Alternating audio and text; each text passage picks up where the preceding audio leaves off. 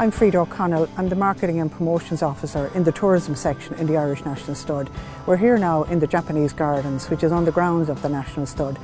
Today we had a visiting class from a local school, Scoil Bride Naofa, and they came here to partake in the Discover Primary Science and Maths worksheets.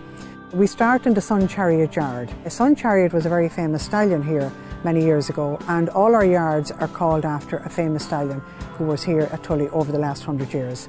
The pregnant mares come in here when they're ready to give birth and have their babies, okay? And they'll either have a little filly or a colt. If it's a colt, it's a boy. If it's a filly, it's a girl. We then took the children into the foaling area and they saw a newborn foal this morning. He will have an official passport, and on it they'll have his markings, like you would have brown hair and you've blonde hair.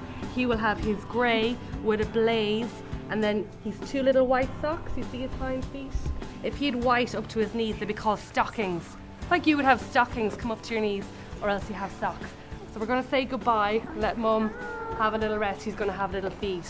So Sinead Hyland is my name. I'm marketing coordinator here at the Irish National Stud. They were able to see this little colt here who was born on Thursday morning. So he's now 4 days old, and he's by Vergla, who's a grey stallion. You can see he's steel grey as well, so he'll end up being that colour. So he's having a little drink from Mum here, and it's great for the children that they can see the foals when they come down, and that hopefully they'll remember the mare's name, and they'll be able to hopefully follow this little guy when he does get to the racetrack. That's the whole idea with the children, that they can interact with the horses and hopefully one day be able to follow them.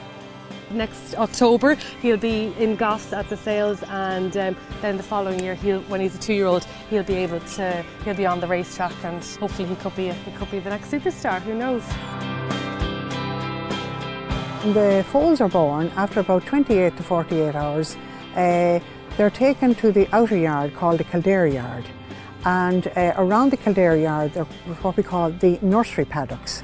They're smaller paddocks, big enough for the mare and her foal to get around.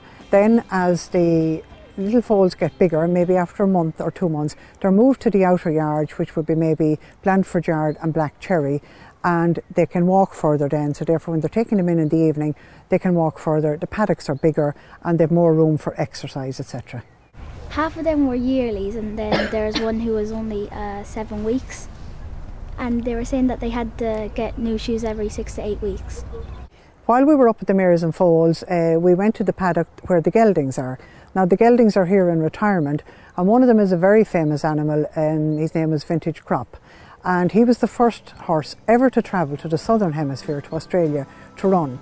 And he ran in the Melbourne Cup in 1993, and he won that race.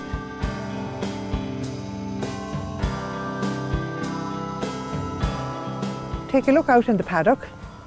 This stallion's name is Amadeus Wolf. You can see there's a double railing in each paddock, and that's to protect us from the stallion, because stallions are very highly strung and they can bite and snap. So there's a double railing and a double railing all round, and it protects them from each other. Well, about the stallions, only one has its own pod, and you can't put two in because one thinks that it's better than the other one, and all their names and all that. From there we went to the Horse Museum, where we have the skeleton of Arkle, and the children learned about measuring hands high, the way we measure a horse. Well, we saw the skeleton of a horse, and then we saw a tail of a very famous horse. We discussed Hall Walker, who was here over 100 years ago, and his interest in astrology, and why he liked the stars to shine on his animals at night, and why to this day we have kept with his tradition of the skylights in the stallion boxes. St. Feargus Garden was our Millennium project. It's a natural habitat, but it's designed on the 6th and 7th century monastic movement in Ireland when the monks were here. And everywhere you look in the garden you'll find trees, rock and water. And we have the monastic cells in the centre with a handcrafted Waterford crystal garden. And now we're going to go over where you'll see the photographs of the birds, and we're going to see who can identify the birds. And as we walk through, you're going to listen for the sounds of the birds as well. We had to name some birds, and it was like questions about the trees, and we had to name some trees in Irish, and I had a map of the National Stud on it too. Silver birch. That's all. What's silver birch in Irish? We measure the tree. We take an isosceles triangle and we just walk away from the tree until you reach the top.